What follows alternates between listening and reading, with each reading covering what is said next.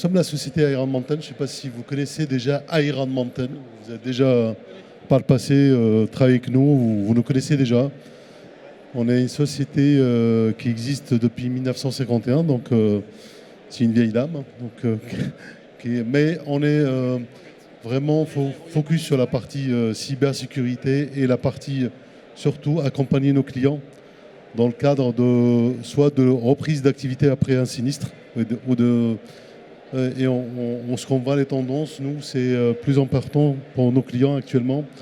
Si on revient sur avant de ce qu'on appelle le move to cloud, d'aller vers le cloud, on a beaucoup de clients qui reviennent pour mettre des données sensibles, très sensibles, online, offline. Donc, soit en utilisant, on dit la bande elle est toujours là, elle n'est pas morte.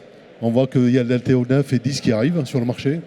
Soit des clients qui utilisent des disques justement offline pour justement sauvegarder cette partie sensible.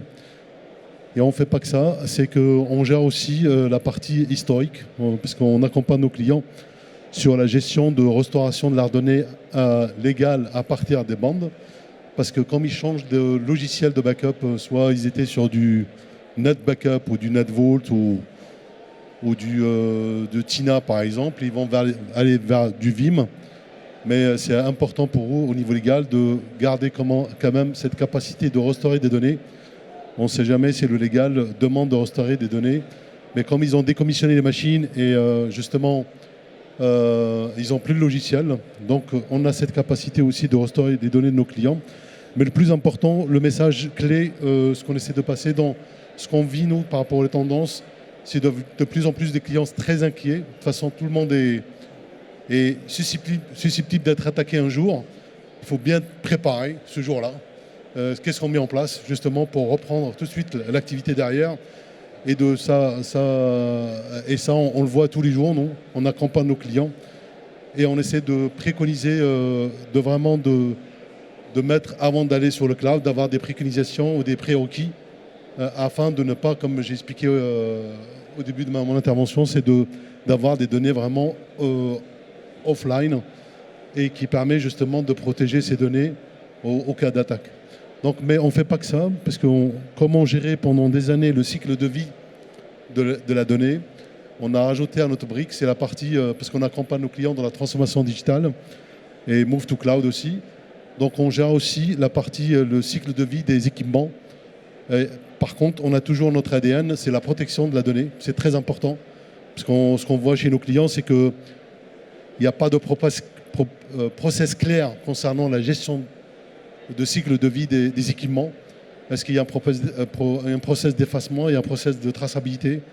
Et ce qui manque dans la plupart des les grands groupes ou les grandes organisations.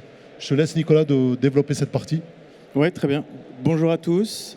Merci à Marie, parce qu'on n'a pas eu le temps de faire les présentations. On a été un peu dans le rush. Donc, moi, pour ma part, donc Nicolas Barre, donc, je suis spécialiste pour les solutions de gestion du cycle de vie des équipements informatiques chez Iron Mountain. C'est une offre qui vient en complément de ce qu'a évoqué Marie autour de la gestion du cycle de vie et la protection des données informatiques. Là, juste pour introduire et très rapidement, ce sont les problématiques en fait, que l'on voit principalement chez nos clients.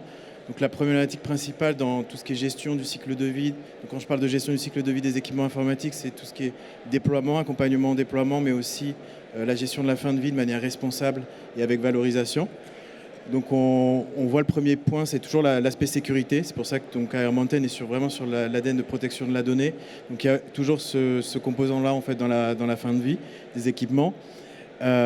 Disposer des preuves d'audit également, c'est un point vraiment clé avec la bonne gouvernance.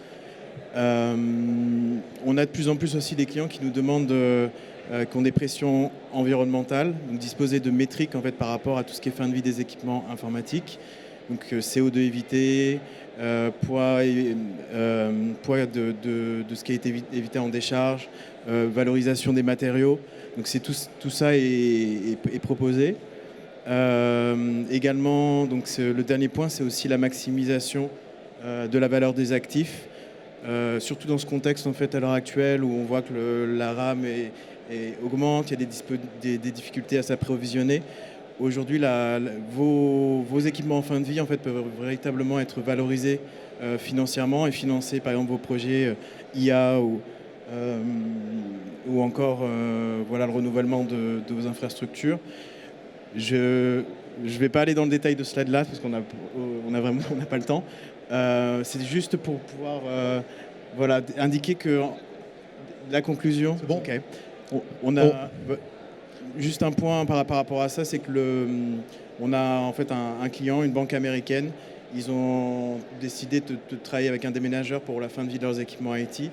Et il y a des équipements qui sont retrouvés en fait, sur des sites d'enchères. Derrière, ça a résulté une amende en fait, de 135 millions.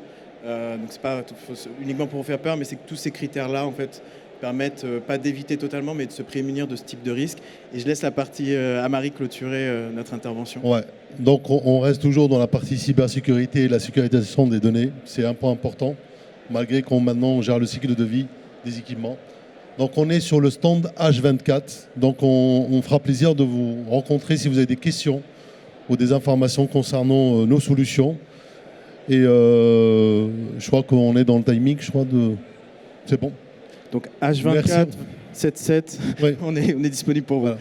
Merci encore de votre accueil et désolé encore une fois pour le retard. Pas grave, merci à vous.